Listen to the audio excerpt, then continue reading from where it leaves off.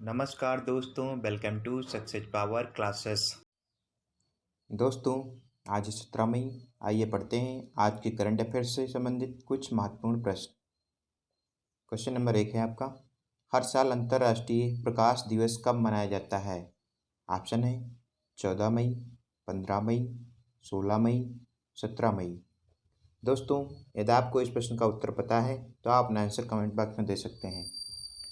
इस प्रश्न का सही उत्तर हो जाएगा ऑप्शन नंबर 3, 16 मई। 16 मई को हर साल यूनेस्को अंतर्राष्ट्रीय प्रकाश दिवस मनाता है। बात यहाँ यूनेस्को की हुई तो आज जान लेते हैं यूनेस्को के बारे में। यूनेस्को का फुल फॉर्म होता है United Nations Education, Scientific and Cultural Organization. इसकी स्थापना कब हुई थी? 16 नवंबर 1945 में। कहाँ पर? लंदन में। लंदन में इसकी स्थापना 16 नवंबर 1945 को हुई थी। इसका हेडक्वार्टर कहाँ पे है इस समय? पेरिस, फ्रांस के पेरिस में इसका हेडक्वार्टर है। इस समय इसके हेड कौन है? अध्यक्ष आड्रू अजौले। पढ़ते हैं इसके बारे में। यूनेस्को द्वारा हर साल 16 मई को अंतर्राष्ट्रीय प्रकाश दिवस मनाया जाता है। यह दिन विज्ञान, संस्कृत और कला, शिक्षा और सतत विकास और चिकित्सा, संचार और ऊर्जा के रूप में विविध क्षेत्रों में प्रकाश द्वारा निभाई गई भूमिका को दर्शाता है। यह भौतिक विज्ञानी इंजीनियर थियोडर मैमन द्वारा 16 मई 1960 को लेजर के पहले सफल संचालन की वर्षगांठ का प्रतीक है। नेक्स्ट क्वेश्चन है, मई 2020 में किस देश के राष्ट्रपति ने घोषणा की है वह भारत को वेंटिलेटर दान करेगा? ऑप्शन है जापान, संयुक्त राज्य, पोलैंड, जर्मनी, इटली। इस प्रश्न का सही उत्तर हो जाएगा ऑप्शन नंबर 2, संयुक्त राज्य। संयुक्त राज्य ने भारत को वेंटिलेटर दान करने की घोषणा की है। पढ़ते इसके बारे में। संयुक्त राज्य के राष्ट्रपति डोनाल्ड ट्रंप, संयुक्त राज्य अमेरिका के राष्ट्रपति कौन है? Donald Trump. उन्होंने घोषणा की है भारत को वेंटिलेटर दान प्रदान करने की। ट्रंप के अनुरोध पर अप्रैल 2020 में भारत ने अमेरिका, जो देश महामारी की चपेट में था, अमेरिका को जो इसमें क्या है, महामारी की चपेट में, वहाँ पे सबसे ज़्यादा केसेस हो गए हैं। कोविड-19 रोगियों के इलाज के लिए 50 मिलियन हाइड्रोक्सीक्लोरोक्विन टैबलेट के निर्यात की अनुमति दी थी। उन्होंने कहा एक कोविड-19 वैक्सीन संभवतः 2020 के अंत तक उपलब्ध होगी। अमेरिका की राजधानी क्या है? Washington DC. मुद्रा है अमेरिकी डॉलर। नेक्स्ट क्वेश्चन है, सरकार समुद्री और अंतर्देशीय मत्स्य पालन के विकास के लिए कितने करोड़ रुपए की प्रधानमंत्री आवास योजना शुरू करेगी? ऑप्शन है 5,000 करोड़ रुपए, 10,000 करोड़ रुपए, 15,000 करोड़ रुपए, 20,000 करोड़ रुपए। इस प्रश्न का सही उत्तर हो जाएगा ऑप्शन नंबर 4। सरकार समुद्री और अंतर्देशीय मत्स्य पालन के विकास के लिए 20,000 करोड़ रुपए की प्रधानमंत्री आवास की योजना शुरू करेगी। पढ़ते इसके बारे में। इसमें से 11,000 करोड़ रुपए समुद्री, अंतर्देशीय मत्स्य और जलीय कृषि गतिविधियों में लगाए जाएंगे। इससे 55 लाख से अधिक व्यक्तियों को रोजगार मिलेगा और 1 लाख करोड़ रुपए का दोहरा निर्यात होगा। नेक्स्ट क्वेश्चन है, मई 2020 में रक्षा मंत्री राजनाथ सिंह ने पर Indian coast guard ICGS Sachet और 2 इंटरसेप्टर नाव IBS C-450 और C-451 कमीशन की। ऑप्शन है केरल, महाराष्ट्र, गोवा, गुजरात। इस प्रश्न का सही उत्तर हो जाएगा ऑप्शन नंबर 3, गोवा। पढ़ते इसके बारे में। रक्षा मंत्री राजनाथ सिंह ने 15 मई 2020 को गोवा में Indian coast guard ship ICGS Sachet और 2 इंटरसेप्टर नाव IBS C-450 और C451 कमीशन की। ICGS सचेत 5 अपतटीय गश्ती जहाज़ों OPV की श्रृंखला में पहला है। इसे गोवा शिपयार्ड लिमिटेड GSL का फुल फॉर्म क्या हो जाएगा? गोवा शिपयार्ड लिमिटेड द्वारा स्वदेशी रूप से डिजाइन और निर्मित किया गया है और इसे अत्याधुनिक नेविगेशन और संचार उपकरणों से सुसज्जित किया गया है। गोवा की राजकीय पशु क्या है? गौर। राजकीय पक्षी है पीले गले वाली बुलबुल। राष्ट्रीय उद्यान कौन सा है वहाँ पे? महावीर राष्ट्रीय उद्यान, जिसको मोलेम भी कहा जाता है। नेक्स्ट क्वेश्चन है, मई 2020 में निम्न में से किसके तत्वाधान में केंद्र ने नया निकाय rice export promotion forum REPF का फुल फॉर्म हो जाएगा राइस एक्सपोर्ट प्रमोशन फोरम स्थापित किया है? ऑप्शन है ECGC, FIEO, CEPCI, APDA। इस प्रश्न का सही उत्तर हो जाएगा ऑप्शन नंबर 4 APDA। पढ़ते इसके बारे में। कृषि और प्रसंस्कृत खाद्य पदार्थ निर्यात संवर्धन विकास प्राधिकरण APDA के तत्वाधान में केंद्र ने एक नया निकाय rice export promotion forum REPF स्थापित किया है। REPF उत्पादन और निर्यात से संबंधित विकास की निगरानी, पहचान और पूर्वानुमान करेगा और आवश्यक नीतिगत उपायों की सिफारिश करेगा। भारत की कृषि निर्यात टोकरी में चावल सबसे बड़ी वस्तु है। भारत जो है कृषि निर्यात में चावल में सबसे अधिक है। नेक्स्ट क्वेश्चन है, निम्नलिखित में से किसने $100 मिलियन के लिए virtual reality startup next VR का अधिग्रहण किया है? ऑप्शन है माइक्रोसॉफ्ट, एप्पल, हवाई, सैमसंग। दोस्तों, यदि आपको इस प्रश्न का उत्तर पता है तो आप अपना आंसर कमेंट बॉक्स में दे सकते हैं।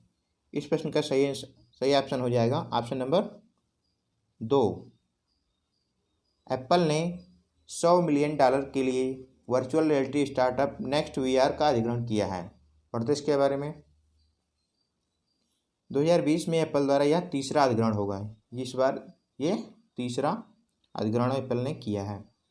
इसने 2020 में वॉइस टेक्नोलॉजी स्टार्टअप वॉइसिस और वेदर ऐप डार्क स्काई को खरीदा था। नेक्स्ट VR के अधिग्रहण से एप्पल के VR और MR AR हेडसेट के विकास में मदद मिलेगी। नेक्स्ट VR पहले से ही फेसबुक, सोनी, ऑकुलस और लेनोवो की कई मौजूदा VR हेडसेट्स को सामग्री की आपूर्ति करता है। नेक्स्ट क्वेश्चन है, निम्न में से कौन सा पहला यूरोपीय देश बन गया है जिसने देश में कोरोना महामारी का अंत करने की घोषणा कर दी है? ऑप्शन है पोलैंड, स्लोवेनिया, इटली, जर्मनी। इस प्रश्न का सही उत्तर हो जाएगा ऑप्शन नंबर 2। स्लोवेनिया ने अपने देश में कोरोना वायरस महामारी का अंत करने की घोषणा की है। पढ़ते इसके बारे में। स्लोवेनिया ऐसा पहला यूरोपीय देश बन गया है जिसने देश में कोरोना वायरस महामारी का अंत करने की घोषणा की है। कोविड-19 प्रसार नियंत्रण में है और अब असाधारण स्वास्थ्य उपायों की आवश्यकता नहीं है। यूरोपीय संघ के निवासी पूर्व निर्धारित चौकियों पर ऑस्ट्रिया, इटली और हंगरी से स्लोवेनिया में जाने के लिए स्वतंत्र हैं। स्लोवेनिया की राजधानी है ल्यूब्लियाना। मुद्रा वहाँ की यूरो है। नेक्स्ट क्वेश्चन है, 16 मई को कौन सा राज्य अपना राज्य दिवस मनाता है? ऑप्शन है नागालैंड, मणिपुर, मिजोरम, सिक्किम। इस प्रश्न का सही उत्तर हो जाएगा ऑप्शन नंबर 4 सिक्किम। सिक्किम 16 मई को अपना राज्य दिवस मनाता है। पढ़ते हैं इसके बारे में। इस दिन 1975 में सिक्किम राजतंत्र से भारत का 22वां राज्य बना था। 16 मई 1975 को सिक्किम जो है भारत का 22वां राज्य बना था। उससे पहले अपने देश में 21 राज्य थे। यह दिवस लोगों की लोकतंत्र की पसंद है और सिक्किम ने पिछले 45 वर्षों में हमारे विशाल देश में एक दिव्य पहचान बना रखी है। 1975 में सिक्किम के प्रधानमंत्री ने भारतीय संसद से सिक्किम को भारतीय राज्य के रूप में विकसित करने की अपील की। सिक्किम का राजकीय पशु है लाल पांडा।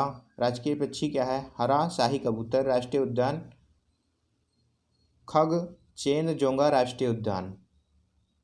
नेक्स्ट क्वेश्चन है, मई 2020 में रक्षा मंत्री राजनाथ सिंह ने DTIS के एक लॉन्च को मंजूरी दे दी है। DTIS में टी क्या है? टी का मीनिंग क्या है? टी का फुल फॉर्म क्या है? ऑप्शन है टूल, टेस्टिंग, ट्रैक, ट्रेनिंग। दोस्तों इस प्रश्न का सही उत्तर हो जाएगा ऑप्शन नंबर 2, टेस्टिंग। DTIS में टी का मीनिंग टेस्टिंग है। पढ़ते हैं इसके बारे में। रक्षा मंत्री राजनाथ सिंह ने रक्षा परीक्षण और अवसंरचना योजना defence testing infrastructure scheme DTS का फुल फॉर्म क्या होगा? डिफेंस टेस्टिंग इंफ्रास्ट्रक्चर स्कीम की लॉन्च को मंजूरी दे दी है। इसमें 400 करोड़ रुपए का परिव्यय है और इस क्षेत्र के लिए अत्याधुनिक परीक्षण बुनियादी ढांचे का निर्माण करेगा। यह योजना 5 साल की अवधि के लिए चलेगी और इसमें निजी उद्योग की साझेदारी में 6 से 8 नई परीक्षण सुविधाएं स्थापित करने की परिकल्पना की गई है। नेक्स्ट क्वेश्चन है, जनजातीय मामलों के मंत्री अर्जुन मुंडा ने निम्नलिखित में से किसके साथ साझेदारी में going online as leaders program launch किया है? ऑप्शन है यूट्यूब, लिंक्डइन, ट्विटर, फेसबुक। इस प्रश्न का सही उत्तर हो जाएगा ऑप्शन नंबर 4, फेसबुक। जनजातीय मामलों के मंत्री अर्जुन मुंडा ने फेसबुक के साथ साझेदारी में going online as leaders program launch किया है। पढ़ते हैं इसके बारे में। गोल कार्यक्रम डिजिटल मोड के माध्यम से आदिवासी युवाओं को मेंटरशिप प्रदान करने के लिए बनाया गया है। डिजिटल रूप से सक्षम कार्यक्रम आदिवासी युवाओं की छिपी हुई प्रतिभाओं का पता लगाने के लिए एक उत्प्रेरक के रूप में कार्य करने की परिकल्पना करता है जो उनके व्यक्तिगत विकास में मदद करेगा। नेक्स्ट क्वेश्चन है, भवानी चरण पटनायक का मई 2020 में निधन हो गया। उन्हें किस वर्ष पद्मश्री से सम्मानित किया गया था? ऑप्शन है 2015, 2018, 2016, 2017, 2018। दोस्तों यदि आपको इस प्रश्न का उत्तर पता है तो आप अपना आंसर कमेंट बॉक्स में दे सकते हैं। इस प्रश्न का सही उत्तर हो जाएगा ऑप्शन नंबर 4, 2018। 2018 में भवानी चरण पटनायक को पद्मश्री से सम्मानित किया गया था, जिनका अभी हाल ही में डेथ हो गया है, निधन हो गया है। पढ़ते हैं इसके बारे में। प्रसिद्ध स्वतंत्रता सेनानी, गांधीवादी और पूर्व राज्यसभा सदस्य भवानी चरण पटनायक का मई 2020 में निधन हो गया। वह भारत छोड़ो आंदोलन में शामिल हुए थे। 3.5 साल जेल में बिताए। वह आज़ादी के बाद कांग्रेस में भी शामिल हो गए। वह उड़ीसा प्रदेश कांग्रेस समिति के सचिव भी थे। वे 1961, 1966 और 1978 में 3 बार राज्यसभा के लिए चुने गए। उन्हें 2018 में पद्मश्री से सम्मानित किया गया था। नेक्स्ट क्वेश्चन है, निम्नलिखित में से किस मंत्रालय ने सूचना और प्रौद्योगिकी योजना NMEICT में शिक्षा के राष्ट्रीय मिशन के तहत एक गवर्नेंस प्लेटफॉर्म सम्राट इंटरप्राइज रिसोर्स प्लानिंग ERP विकसित किया है? ERP का फुल फॉर्म क्या है? Enterprise resource planning. ऑप्शन है गृह मंत्रालय ने, मानव संसाधन विकास मंत्रालय ने, विदेश मंत्रालय ने, महिला और बाल विकास मंत्रालय ने। इस प्रश्न का सही उत्तर हो जाएगा ऑप्शन नंबर 2, मानव संसाधन विकास मंत्रालय ने। मानव संसाधन विकास मंत्रालय के मंत्री कौन है इस समय? रमेश चंद्र पोखरियाल। पढ़ते हैं इसके बारे में। मानव संसाधन विकास मंत्रालय ने सूचना और संचार प्रौद्योगिकी योजना NMEICT में शिक्षा के राष्ट्रीय मिशन के तहत एक ई-गवर्नेंस प्लेटफॉर्म सम्राट एंटरप्राइज रिसोर्स प्लानिंग ERP विकसित किया है। ERP सम्राट विश्वविद्यालय और उच्च शैक्षणिक संस्थानों के लिए एक open standard, open source architecture, सुरक्षित, मापनीय और विकास प्रक्रिया ऑटोमेशन इंजन है। अब ERP सम्राट को राष्ट्रीय प्रौद्योगिकी संस्थान कुरुक्षेत्र में कार्यान्वित किया गया है, जो विश्व बैंक द्वारा समर्थित तकनीक शिक्षा गुणवत्ता सुधार कार्यक्रम TEQIP के तहत एक